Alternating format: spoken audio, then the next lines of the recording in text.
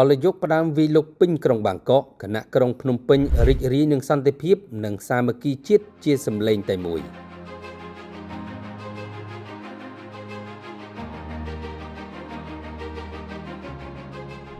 ស្ថានភាពនយោបាយនៅក្រុងបាងកកកាន់តែចលាចលនិងវឹកវរខ្លាំងឡើងក្រោយវងមនុស្សរាប់សែននាក់បានប្រមូលផ្ដុំគ្នានៅវិមានជ័យជំនះកណ្ដាលទីក្រុងបាងកកដើម្បីទាញទម្លាក់នាយករដ្ឋមន្ត្រីខ្ចីបទពិសោធន៍នយោបាយលោកស្រីផែថងឋានស៊ីនវ៉ាត់សម្រេចវងបាតកោចេញពីកណ្ដាលក្រុងបាងកកយ៉ាងសន្ធឹកនេះទំនងជាមិនមែនជាបាតកម្មតវ៉ាមួយថ្ងៃឬពីរថ្ងៃនោះទេតែទំនងជាបាតកម្មរយៈពេលយូរនិងបដិញ្ញាទាញទម្លាក់នាយករដ្ឋមន្ត្រីឲ្យខានតែបានដោយកាលពីក្រុមអាវលឿងទាញទម្លាក់អតីតនាយករដ្ឋមន្ត្រីលោកថាក់ស៊ីនស៊ីនវ៉ាត់ដែលជាឪពុកនាយករដ្ឋមន្ត្រីថៃនាពេលបច្ចុប្បន្នប្រហែលជាជោគវាសនារបស់នាយករដ្ឋមន្ត្រីផែថងឋាននេះក៏មិនខុសពីវាសនាឪពុកឬម្ដាយមីងដែលជាអតីតនាយករដ្ឋមន្ត្រីហើយត្រូវបានទាញទម្លាក់ដោយវងមហាជននិងរដ្ឋប្រហារដែរហើយមួយទៅត្បិតនៅក្នុងវងបាតកោនោះគេឃើញវត្តមានលោកចតុផនព្រំផាន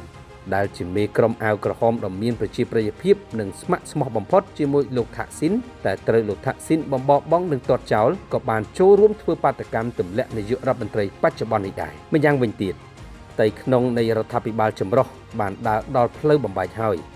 ក្រោយបញ្ជីឈ្មោះនៃសមាជិកភាពគណៈរដ្ឋមន្ត្រីថ្មីដ៏ចម្រូងចម្រាសនិងមិនមានភាពស្មោះត្រង់ត្រូវបានដាក់ថ្វាយទៅព្រះមហាក្សត្ររួចរាល់គណៈដែលលោកស្រីផែថងឋានកាន់តំណែងជានាយករដ្ឋមន្ត្រីផងនិងជារដ្ឋមន្ត្រីវប្បធម៌ផងហើយរដ្ឋមន្ត្រីការពារជាតិលោកភូមិធម្មវិឆាឆៃត្រូវបានដកឲ្យទៅកាន់ជារដ្ឋមន្ត្រីក្រសួងមហាផ្ទៃវិញឯរដ្ឋមន្ត្រីការពារជាតិត្រូវទុកឲ្យនៅទំនេរដូច្នេះស្ថានភាពនយោបាយថៃនាពេលនេះហាក់ធ្លាក់ក្នុងស្ថានភាពបាត់ក្បាលវាន់កន្ទុយហើយ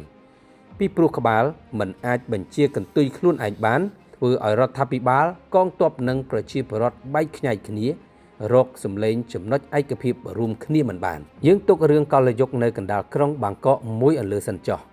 ដោយក្រឡេកមើលទស្សនវិជ្ជានៅកណ្ដាលរាជធានីភ្នំពេញឯនេះវិញប្រជាពលរដ្ឋរាប់ម៉ឺននាក់ក៏បានប្រមូលផ្ដុំគ្នានៅលើផ្លូវថ្មើរជើងចតុមុខ Walking Street នាសួនច្បារមាត់ទន្លេនិងមុខព្រះបរមរាជវាំងតែជាការប្រមូលផ្ដុំគ្នាកម្សាន្តដើរលំហែពុះពេញទៅដោយសេចក្តីសប្បាយរីករាយក្រោមម្លប់នៃសុខសន្តិភាពនិងការសាមគ្គីជាតិតែមួយក្នុងនាមជាជាតិខ្មែរក្រោមដំបូលនៃរាជរដ្ឋាភិបាលក្រោមការដឹកនាំរបស់គណៈបកប្រជាជនកម្ពុជាប្រជាពលរដ្ឋខ្មែរគ្រប់រូបបានបង្ហាញនូវការគាំទ្រយ៉ាងពេញទំហឹងនិងរួមគ្នាជាសម្លេងតែមួយចំពោះចំណាត់ការប្រកបដោយភាពច្បាស់លាស់និងប្រកបនិយមរបស់រាជរដ្ឋាភិបាលនៅក្នុងចំនួនព្រំដែនជាមួយភាគីថៃសរុបមកប្រជាជាតិមួយដែលមានមេដឹកនាំខ្លាំងពូកែដឹកនាំប្រទេសប្រកបដោយចក្ខុវិស័យវែងឆ្ងាយជាពិសេសការតម្កល់ផលប្រយោជន៍ជាតិនិងប្រជាជនជាធំគឺតែងតែទទួលបាននូវការគាំទ្រភ្លុកទឹកភ្លុកដីក្នុងស្មារតីជាតិតែមួយដោយមេដឹកនាំកម្ពុជានាពេលបច្ចុប្បន្នគឺខុសពីមេដឹកនាំដែលមានមាត់ជាព្រះចិត្តជាព្រាយនិយាយផ្សេងធ្វើផ្សឹង